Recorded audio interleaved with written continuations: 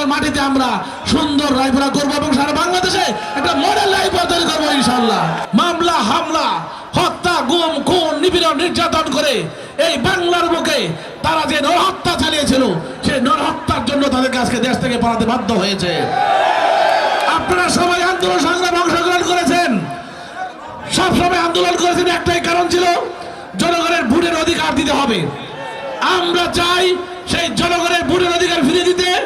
সেই জন্য এই যে 12 তারিখে নির্বাচন হবে, সেই নির্বাচনে ভোটের অধিকার বাস্তবায়ন করার জন্য প্রত্যেককে ভোট কেন্দ্রে যেতে হবে। যেখানে আমরা ভোটের অধিকারের জন্য আন্দোলন করেছি সেখানে আজকে সুযোগ পাওয়া সত্ত্বেও আমরা কেউ ঘরে বসে থাকতে পারি না, ঠিক কিনা বলে?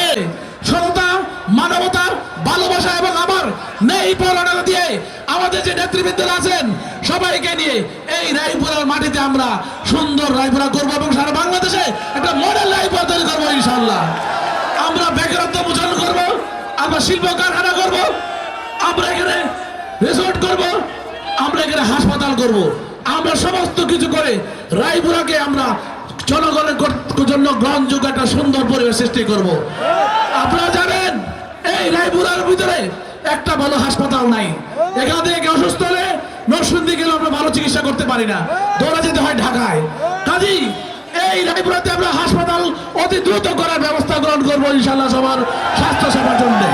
এই হাসপাতালে আমরা বিশ্ববিদ্যালয় করব, এই হাসপাতালে আমরা শিক্ষা নগরী করব, এই হাসপাতালে আমরা ফুটবল ক্রিকেট একাডেমি করে ক্রিকেটের উপর আমরা প্রশিক্ষণ দিয়ে আমাদের ছেলেদেরকে খেলাধুলায় উৎসাহিত করে এবং পারফেক্ট ভাবে গড়ে তুলে বিভিন্ন ক্লাবে খেলাধুলার ব্যবস্থা করব।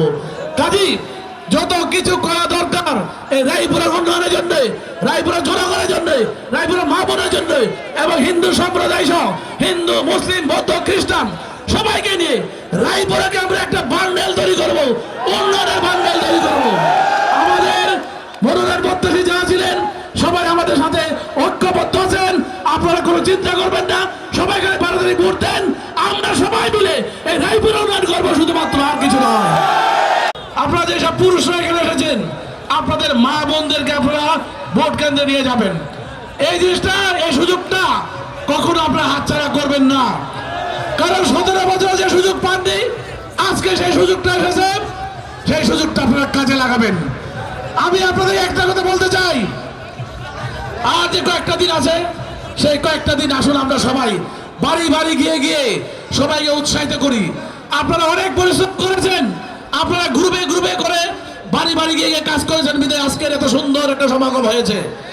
আজকের এই সমাগম, বিশাল সমাগম যে একটা বিশাল সমুদ্রে পরিণত হবে এটা আবার কল্পনার বাইরে ছিল, আমি বুঝতে পারি না। কিন্তু গতকাল যখন আমি রাত 3টায় প্রোগ্রাম করে বেরিয়ে আসি, প্রতিদিন 14টা 15টা পথসভা করি, আস্তে আস্তে পথসভা করতে করতে যখন দেখি আমাদের জনপ্রিয়তার আস্তে আস্তে বাড়তে বাড়তে তুঙ্গে উঠছে, তখন আমার ধারণা হয়েছিল আজকে হয়তোবা সিরাজনগর স্কুল মাঠে একটা বিশাল জনসমুদ্র তৈরি হবে।